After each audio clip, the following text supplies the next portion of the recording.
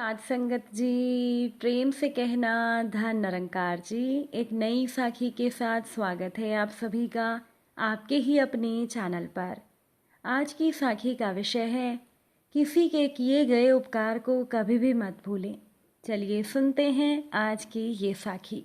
साध संगत जी, एक 25 वर्षीय नवयुवक ने एक बुजुर्ग व्यक्ति से कहा, ये लीजिए काका, आपके पैसे ब्याज सहित। बुजुर्ग व्यक्ति ने कहा, कौन है? हाथों में लाठी लिए हुए मोहन जी अपने चश्मे को नीचे करते हुए बोले, मैं पहचाना नहीं, तुम कौन हो बेटा? और मैं कौन होता हूँ किसी को उधार देने वाला? मैं तो अपने खुद की 2 वक्त की रोटी बड़ी मुश्किल से कमा पाता हूँ। मोहन जी कंपाती हुई आवाज़ में बोले और फिर कहने लगे, जा बेटा तू जा, तू गलत पते पर आ गया है। लोग गरीबी में मजाक बनाने चले आते हैं। लाठी लेकर मोहन जी अपने घर के अंदर जाने लगे।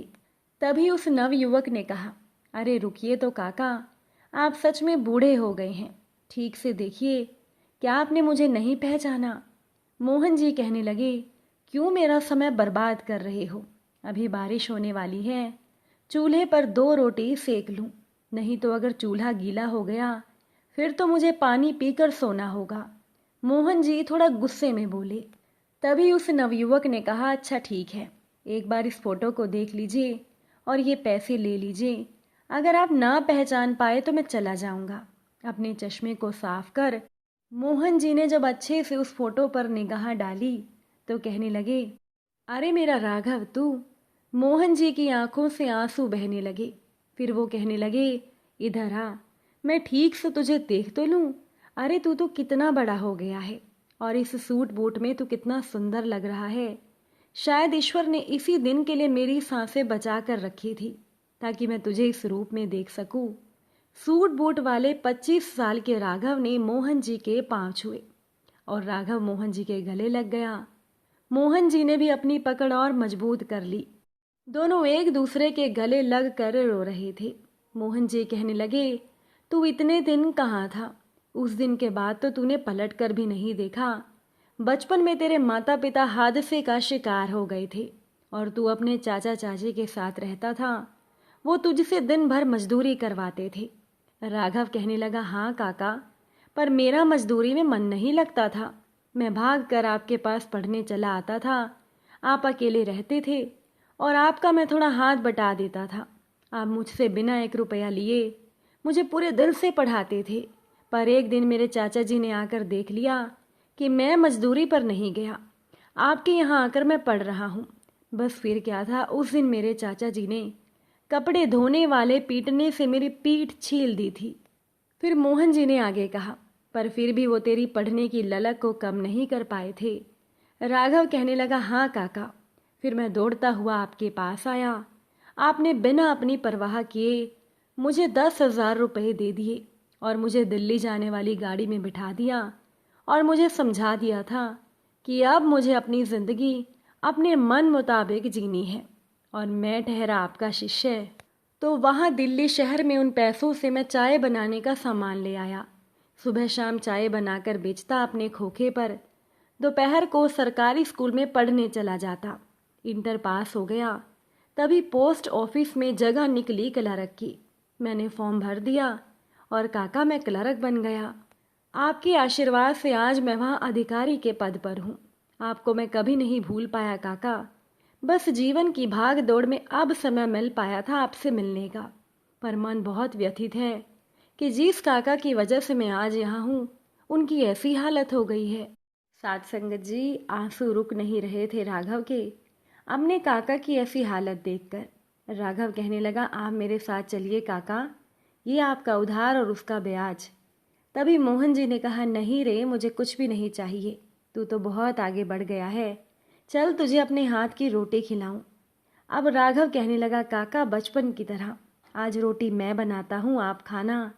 दोनों ने मिलकर रोटी खाई। पूरा गांव उनका प्रेम देखकर भाव विभोर हो रहा था।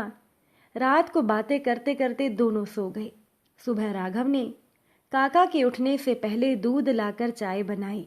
अब राघव काका को चाय के लिए उठा ही रहा था, पर ये क्या, मोहन जी का शरीर तो ठंडा पड़ चुका था। वो हमेशा के लिए इस दुनिया को छोड़कर जा चुके थे। बस शायद अपने राघव के हाथ अपना दाह संस्कार करवाने के लिए रुके थे। राघव ने गांव वालों के साथ मिलकर मोहन जी का अंतिम संस्कार बहुत ही अच्छे से किया। साथ ही उनकी अस्थियों को गंगा में प्रवाहित करके एक बेटे का फर्ज भी पूरा किया। अपने काका के उधार की कीमत राघव ने चुका दी थी, पर राघव से थोड़ी देर हो गई थी। पर साथ संगत जी, राघव मोहन जी के किए गए उपकार को भूला नहीं था।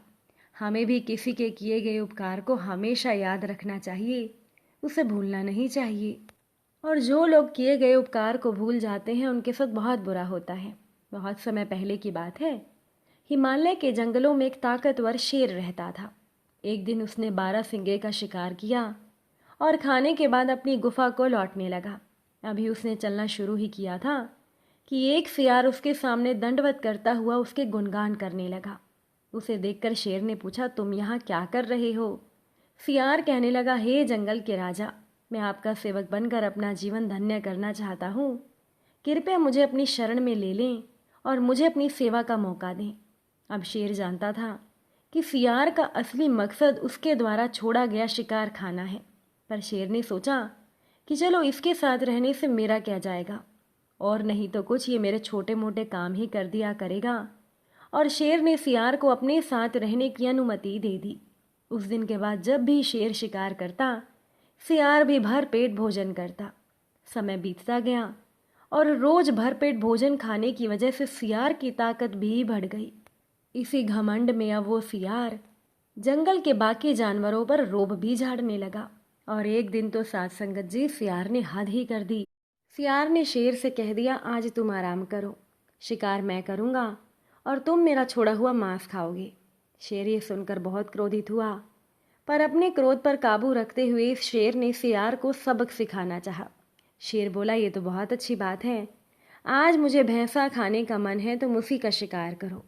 अब सियार तुरंत भैंसों के झुंड की तरफ निकल पड़ा और दौड़ते हुए एक बड़े से भैंसे पर झपटा। भैंसा सतर्क था, उसने तुरंत अपना सींग घुमाया और सियार को दूर झटक दिया। सियार की कमर टूट गई और वो किसी तरह घिसटते हुए शेर के पास वापस पहुंचा। शेर बोला, क्या हुआ, भैंसा कहाँ है? सियार कहने लगा, हुजूर मुझे माफ़ कीजिए, मैं बहक गया था और मैं खुद को आपके बराबर समझने लगा था। सियार गिड़गिड़ाते हुए बोला। शेर ने कहा, धूर्त, तेरे जैसे एहसान फरामोश का यही हश्र होता है।